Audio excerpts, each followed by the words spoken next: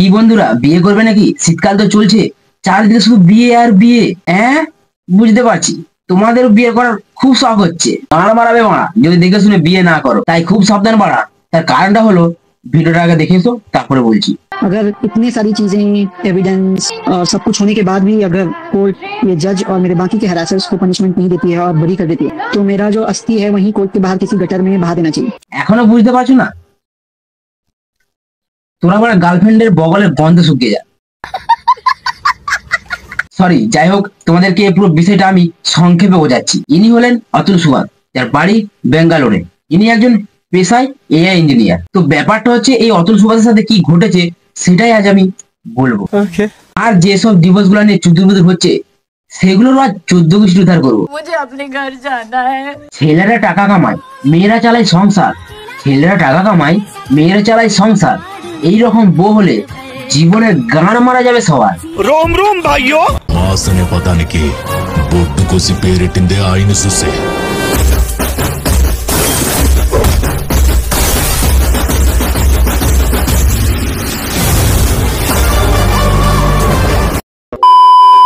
ইনি হলেন সেই অভাগা মানুষ অতুল সুভাষ। আর এই যে ডাইনামুখ মহিলাটি, ইনি ছিলেন অতুল সুভাষের স্ত্রী, যার নাম হচ্ছে নিকিতা। এদের রিলেশনশিপ ছিল প্রায় ছিল বানা। এদের রিলেশনশিপ স্ট্যাটাস হচ্ছে আবাল অ্যাপ শাদি.com থেকে পরিচয়। সেখান থেকে বিবাহ বন্ধনে আবদ্ধ হয়। এদের বিবাহের পর ভারতবর্ষে শুরু হয় লকডাউন।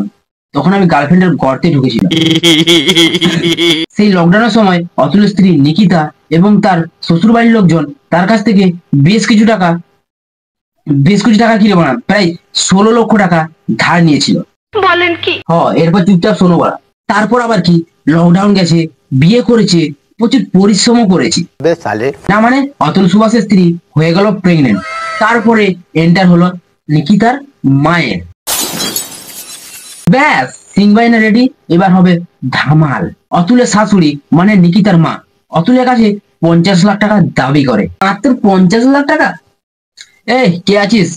শাশুড়ার মুখে 50 লাখ ছুড়ে মারতো। মামা বাড়ির আবদার বানা এটা।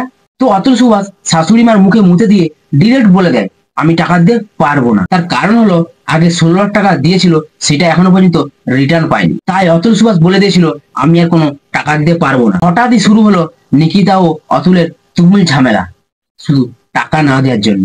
আর এইভাবে নিকিতার বাড়ির লোক নিকিতাকে ফ্যামিলি ফোর্স করে তুমুল ঝামেলা লাগায়। হ্যাঁ, আর একটা কথা, অতুলের একটা বাচ্চা ছেলেও হয়েছিল। সেই ছেলের সাথে কোনো রকম যোগাযোগ রাখতে দেয়নি অতুলের। বেশ কিছুদিন এভাবে ঝামেলা করতে করতে নিকিতা ডিভোর্সের দাবি করে এবং সেখানে নিজের খরপোশের জন্য 1 কোটি টাকা দাবি করেছিল এবং সেটা পরবর্তী সময়ে গিয়ে 3 কোটি টাকা হয়ে দাঁড়িয়েছিল।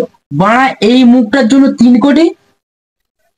কনফিডেন্স আসে কোথা থেকে? 30 টাকা তো কেউ তোকে ছুঁয়ে পর্যন্ত দেখবে না। মানুষজন দেখলে বলবে 30 টাকায় রাজদার কাছে পরোটা খাবো, কিন্তু তোর কাছে কেউ যাবো না।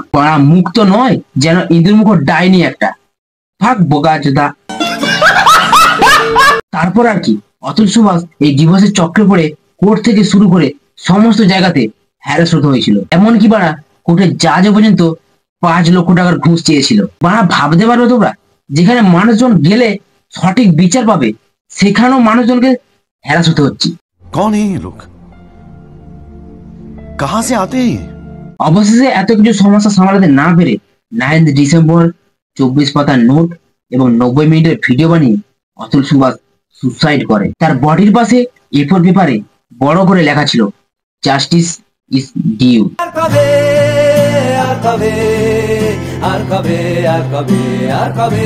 আমাদের আইন ব্যবস্থা কতটা জং ধরেছে সেটা অতুল সুভাষ নিজের প্রাণ দিয়ে বুঝিয়ে দিল। ওটা জাজও কিনা 5 লক্ষ টাকার ঘুষ খোঁজে। আমরা আরজি করে দিলে তোমাকে হারিয়েছিলাম 9 আগস্ট, আর সেই রকমই অতুল সুভাষকে হারালাম 9 ডিসেম্বর। সত্যি ভাই, এই 2024-এ 9 তারিখটা খুবই মনে রাখার মতো একটা তারিখ হয়ে রইল। আমি অতুল সুভাষের ঘটনাটা শুধুমাত্র সংক্ষেপে বোঝালাম। তোমরা ইন্টারনেটে যাও, সেখানে পুরো বিষয়টা তোমাদের কাছে ক্লিয়ার হয়ে যাবে। আচ্ছা যাও বাড়া, সারাদিন ক্রোমটাকে গানে গুঁজে রাখলে হবে? আমি ভিডিও শুরুতে বলেছিলাম ডিভোর্সের 14 গোষ্ঠী উদ্ধার করবো। আর ডিভোর্স নিয়ে যেসব ছেলে খেলাগুলো হচ্ছে সেটা নিয়ে আলোচনা করবো না, তা কি হয়? বর্তমান দিনে সব থেকে বড় রকম ব্যবসা হচ্ছে এই ডিভোর্স কালচার। ছেলে হ্যান্ডসাম হোক বা কালো, গান মারা। কিন্তু ছেলের অনেক টাকা থাকতে হবে, ছেলের সরকারি চাকরি করতে হবে, ছেলের আমার ধন সম্পত্তি থাকতে হবে, সেই রকম ছেলের সাথে মেয়ের বিয়ে দিতে হবে। তারপর কি হবে, মেয়ের বাড়িতে গিয়ে সংসারে তুমুল ঝামেলা লাগিয়ে ডিভোর্স করাতে হবে, ব্যাস। তারপরে খরপোশের জন্য অনেক অনেক টাকা দাবি করতে হবে। এইরকম চুতিয়াগিরি করে অনেক অনেক টাকা ইনকাম করছে।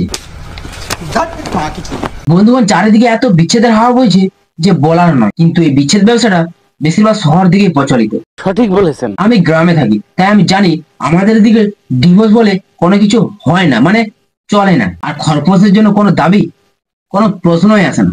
আর সত্যি বলতে এটাই ভালো। তা না হলে বাড়া আইনের যে ব্যবস্থা, সব টাকার ভাঁজে মুখ বুঝে বসে আছে। তা না হলে আমাদের আজকের ব্যাপারটা কোথায় গেলে টিকলো বলতো? রাজনীতি আর রাজনীতি। দোষীরা বিন্দাস খোলা আকাশে নিচে চিল মারছে, আর এদিকে আজকের মতো কত ঘটনা না ঘটে চলেছে। অতুল সুভাষের মতো নিরীহ মানুষরা সুসাইড করে মরছে, আর মানে দোষীদের কোনো শাস্তিই হচ্ছে না। এই দুনিয়ায় টাকা ছাড়া কিছু হয় না ভাই, তাই টাকা কামাও। কিছুদিন আগে আল্লু অর্জুন একটা স্টেজ শোতে গিয়েছিল, সেখানে একজন মহিলা পদপিষ্ট হয়ে মারা যায়। সেখানে পুলিশ কিন্তু ম্যানেজমেন্টে যারা ছিল তাদেরকে কিছু করলো না, সেই আল্লু অর্জুনকেই গ্রেপ্তার করলো, আর সেই দিনই জামিন পেয়ে গেল। এর থেকে কি বোঝা যায় বন্ধুগণ? টাকা। আর ম্যানেজমেন্টে যারা আছে তাদেরকে ধরে আমাদের কি হবে? আল্লু অর্জুনের কাছে টাকা আছে, তাকে গ্রেপ্তার করলে অনেক টাকা পাবো। বুঝতে পারা, বুঝলে তোমরা? আর এখন তো বড়া বিয়ের প্রি ওয়েডিং, পোস্ট ওয়েডিং এর মতো ডিভোর্সেরও ফটোশুট হচ্ছে, আবার সেটাকে সোশ্যাল মিডিয়াতে পোস্টও করছে। ভাবো ওরা সমাজে কি গান পেঁয়াজি চলছে। এই জন্যই তো এইসব হচ্ছে, আজকে এত রেপ হচ্ছে, এত সবকিছু আমরা সারাক্ষণ শুনছি, এই সবের জন্য হচ্ছে। নিশ্চয়ই খারাপ লাগে, এখনকার মেয়েরা তো ল্যাংটায় ঘুরে। আমি কখনোই এটা সমর্থন করি না। এই ভাইরাল ভিডিওটা হচ্ছে কলকাতা কালীঘাটের মেট্রো স্টেশনে, যেখানে কাপেল ওপেন প্ল্যাটফর্মে ওপেনলি কিস করছে। তারা সেটাকে নিয়ে কত মানুষের পিছে মাথায় উঠে গেছে রে ভাই। বলছি এই যে মেট্রো দালালিগণ, ওরা ওপেন প্ল্যাটফর্মে কিস করছে বলে ওদের নিন্দা করার কিছু নেই। আর এইদিকে যে বড় ওপেন কেস গুলো ঘটছে, আরজিকরের মতো, অতুল সুভাষের মতো, ধনঞ্জয়ের মতো, সেগুলোকে বন্ধ করো, দেন আলছাল বাল বকবে যত সব আবাল প্রাণী বাড়া। আর লাস্ট আমি দীপ একটা কথাই বলবো, আইনের চোখ বন্ধ আছে, খোলো এবার তোমরা। কি বললাম? আইনের চোখ বন্ধ আছে, খোলো এবার তোমরা, না হলে সব নিরীহ মানুষ অতুল সুভাষের মতো গাঁড় মারাবে মা। কেন আদেশ মানি না আমি চিরসাথী, আমি না মানি আইন, আমি না কারো অধীন, যেন আমি শ্রেষ্ঠ, শুধু আমি সঠিক, কেবল আমি সত্য, পুরা দুনিয়া বেঠিক।